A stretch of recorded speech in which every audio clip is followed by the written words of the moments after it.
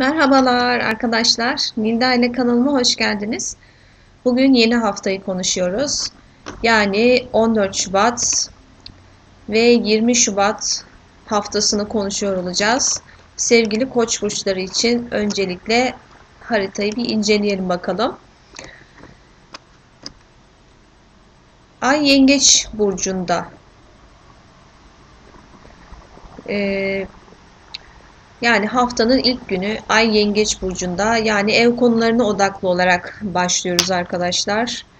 Biliyorsunuz 16'sında bir de dolunayımız var Aslan burcunda. Ee, Yani bu daha çok aslında sizin ev, aile, çocuklar, yatırımlarınız, hayattan keyif aldığınız konularla alakalı bir tamamlanma olacak. Çünkü dolunayın olduğu derece bakımından birazcık sıkıntılı aslına bakarsanız. Biraz tabii o konularla alakalı sıkışmışlık hissi olabilir ya da sosyal çevrenizle alakalı olabilir bu mesela. Veya kazançlarınız, kariyer kazançlarınızla alakalı bir takım böyle sıkışmışlık hissi olacaktır. Ama bu bir tamamlanma evresi arkadaşlar. Bunun yanında tabii ki Uranüs sizin hala ikinci evinizde ve Satürn'le olan kontağı da devam ediyor. Yani kazançlarla alakalı hala bir sıkışmışlık var. Fakat bu haftanın güzelliği Ay'la Neptün'ün bir 120'lik açısının olması. Bu ev ve aile konularıyla alakalı çok güzel, pozitif gelişmeleri gösteriyor. Belki ailede bir genişleme ya da ailede bir sağlık sorunu varsa herhangi bir bireyin, bununla alakalı bir şifalanma, duaların kabul olması gibi düşünebilirsiniz bunu. Burada pozitif bir gelişme var ve Jüpiter de aynı şekilde balıkta olduğu için bu yine belki de bir sağlık problemiyle alakalı veya evin genel olarak bir sorunu varsa eğer o konuyla alakalı bir gelişme, pozitif bir gelişmeyi gösteriyor. Bunun yanında tabii ki pozitif açılar bitmedi. Mars, Venüs, Plüton sizin 10. evinizde. Kariyerle alakalı, kariyerinizle alakalı burada bir hareketlenme var arkadaşlar. Bu da Jüpiter ve Neptün'e çok güzel açı yapıyor. Yani belki de bu hafta sizin dualarınızın kabul olduğu, dileklerinizin gerçekleştiği bir hafta olabilir. Bakalım başka neler var. Burada tek sıkıntı Ay'la Merkür'ün karşı karşıya olması, tam karşıt açıda olması. 29 derecede bu arada sıkıntılı bir açı. Yani orada sizin belki beklemediğiniz bir haber almanız olabilir arkadaşlar. Sosyal çevrenizle alakalı bir haberin size negatif bir şekilde gelmesi. Ya da aileye gelen bir haber, negatif bir haberin olması burada birazcık pürüz yaratacak gibi duruyor. Tabii ay burada durmayacak. İlerleyen günlerde önce Aslan burcuna, sonra Başak burcuna ilerleyecek. Burada tabii ki sizin hem çocuklar hem aşk hayatınız veya yatırımlarınız gibi konularda bir tamamlanma evresinden sonra ayın Başak burcuna geçmesiyle tabii ki düşük bir enerjide olacak. Belki ofis hayatınızla alakalı orada güzel gelişmeler olabilir. Sağlığınızla alakalı ya da güzel pozitif gelişmeler olabilir ama genel itibariyle birazcık tabii ki enerjiniz düşük olacaktır. Hafta sonuna doğru arkadaşlar. Biz tabii ki bir de kartlarımıza soruyoruz. Bakalım deste neler söyleyecek bize.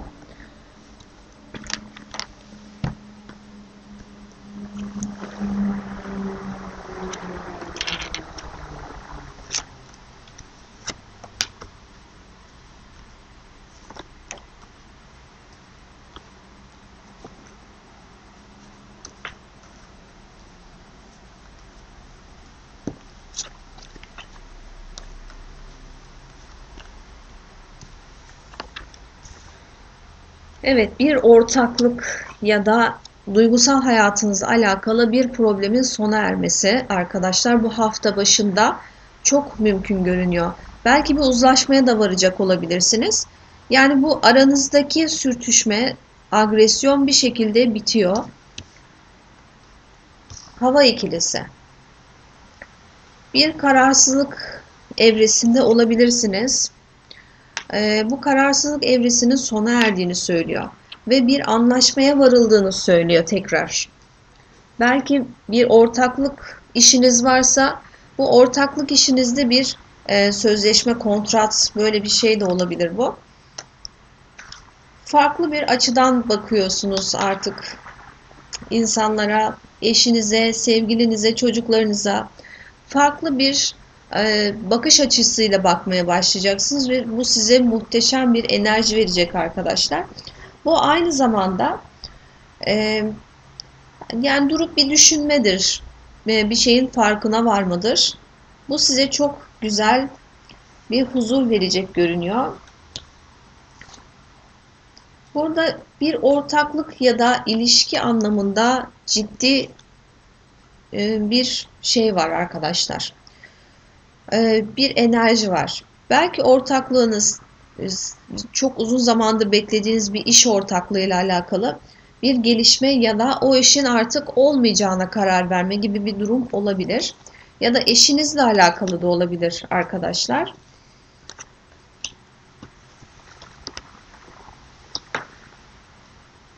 Evet, bu sizi gerçekten huzursuz eden bir durum olarak gözüküyor.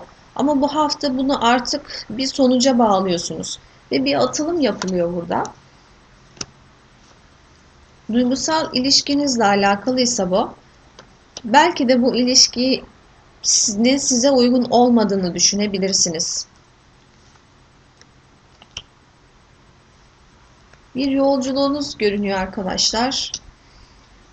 Bir vazgeçiş, belki de bu bir, yine söylüyorum, bir ortaklıkla alakalı bir şeyi fark ediyorsunuz ve bu ortaklıktan vazgeçiyorsunuz. Bakın, bu da çok mümkün.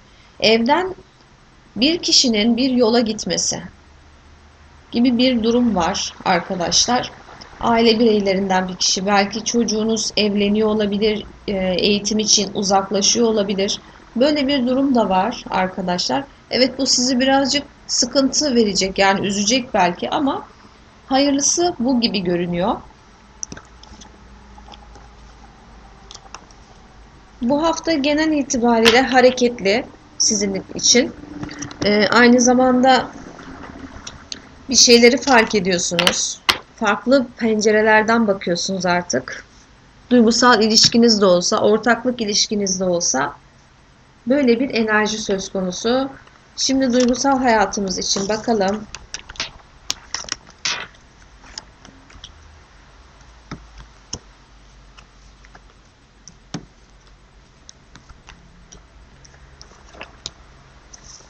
Evet, bir yenilenmeden bahsediyor. Ama çok uzun zamandır sanki yapamıyormuşsunuz siz bunu.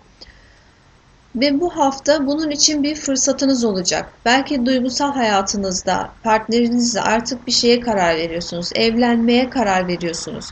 Ev almaya karar veriyorsunuz veya evlisiniz, taşınmaya karar veriyorsunuz gibi düşünebiliriz. Güneşin çıkması burada çok güzel. Bu hafta içerisinde duygusal hayatınızla alakalı çok güzel bir gündeminiz olacak. Özellikle aşk konusunda arkadaşlar. Ertelediğiniz bir takım durumlar varsa partnerinizle beraber, belki nişanı erteliyordunuz, aileleri tanıştırmada erteliyordunuz. Böyle bir durumunuz varsa artık bu hafta itibariyle buna karar veriyorsunuz.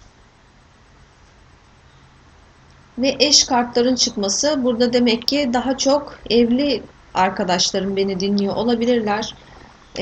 Eşle aranızdaki toprak üçlüsü ve toprak kralının gelmesi eşinizin ya da sizin finansal bir başarı elde edeceğinizi gösteriyor.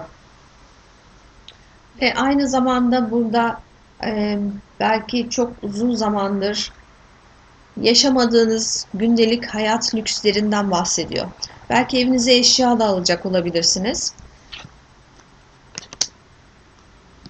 Bir hayalinizin gerçekleştiğini gösteriyor bana deste. Artık çok fazla sabırsızlanmaya başladığınız bir konuda arkadaşlar bir sonuca ulaşacaksınız. Belki birçok arkadaşım bu hafta evlenmeye de karar verecek olabilir. Ev almak da buna dahil arkadaşlar. Sizi çok heyecanlandıracak bir takım olaylar olacak. Evet, çok hızlı bir ilerleme var. Bu çok uzun zamandır sabrettiğiniz ama bir türlü gerçekleşmeyen bir durum duygusal hayatınızla alakalı. Bu artık bu hafta itibariyle hızlı bir şekilde ilerlemeye başlayacak arkadaşlar.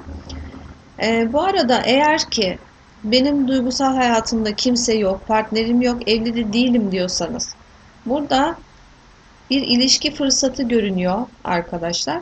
İlk başlarda çok fazla böyle elektrik hissetmeyebilirsiniz bu karşınızdaki kişiye.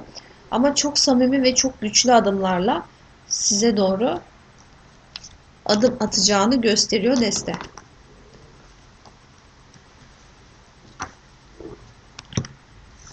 Evet. Koç burçlarım için bu hafta açılımımız bu şekilde arkadaşlar. Yeni açılımlarda tekrar görüşürüz. Blogumu da ziyaret ederseniz çok mutlu olurum. Hepinizi çok seviyorum. Hoşça kalın.